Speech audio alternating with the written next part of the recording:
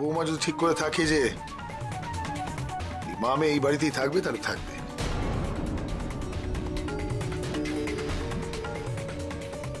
সিদ্ধান্ত নেবে বড় বৌমা।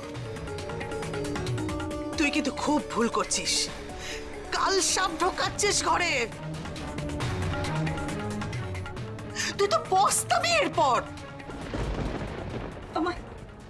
আমায় মাফ করবেন বাবু, আমি আর এই বাড়িতে কাজ করতে পারবো না। বৌদি আমার কাছে দেবীর মতো। আমার মেয়ের প্রাণ বাঁচিয়েছে, তাই আমার মেয়েকে চোর বলে এ বাড়ি থেকে তাড়িয়ে দেওয়ার পরও আমি কাজে এসেছি। কিন্তু আমি আর পারবো না বাবু, আমি আর পারবো না।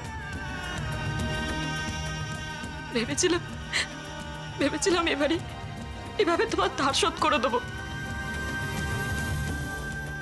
কিন্তু আমি পারলাম না গো বৌদি, আমি পারলাম না। তুমি আমায় মাফ করে দিও। গরিব আর চোরের মধ্যে যে তোমরা বড্ড গুলি ফেলো গো।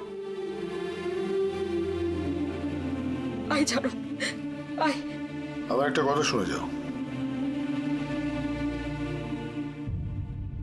এই শেষবারের মতন তোমার বড় বৌদির কথা শুনে থেকে যাও। কারণ আমি বলে দিচ্ছি, আমার এই বাড়িতে বড় বৌমার কথাই হলো শেষ কথা।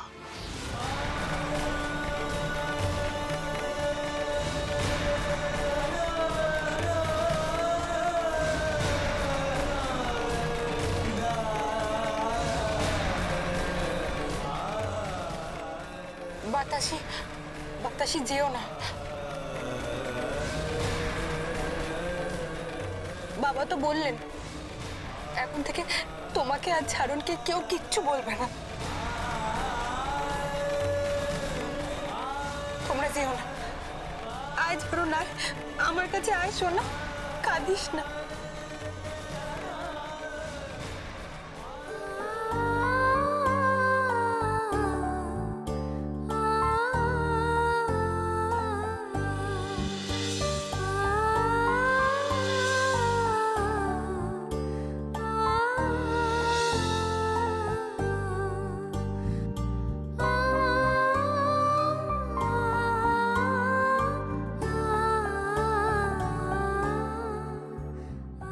বাতাসি, তুমি যাও, তোমার যা কাজগুলো বাকি আছে তুমি সেগুলো গিয়ে করে নাও। ঝাড়নকে আমি দেখছি।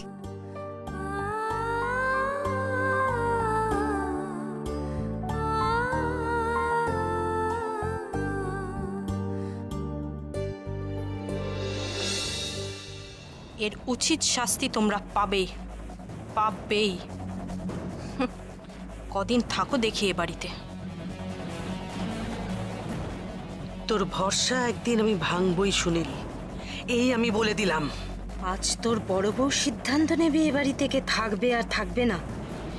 এমন একদিন আসবে মেজদা, যেদিন আমরা সিদ্ধান্ত নেব ও এই বাড়িতে থাকবে কি থাকবে না।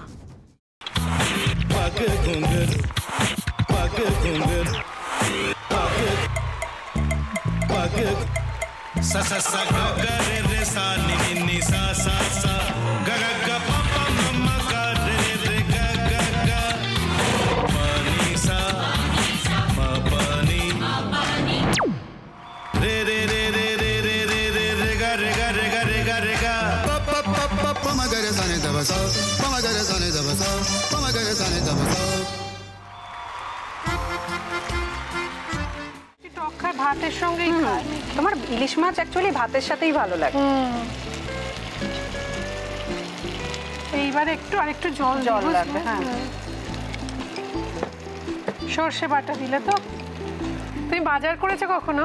বাজার করেছি কখনো না, বাজারটা আমিই করি। কোথায় বাজার করো? আমাদের, হ্যাঁ, আমি বেলঘড়িয়া, মানে আমি খুব খাদ্য রসিক, সত্যি বড়। হ্যাঁ, মানে ধরো শনি রোববার হলেই আমার মনটা চুপচুপ করে। হ্যাঁ, দেখো ঠিক হচ্ছে কিনা, তারপর বলো। তোমার যাই এখানে ওখানে খেতে, রেস্টুরেন্টে।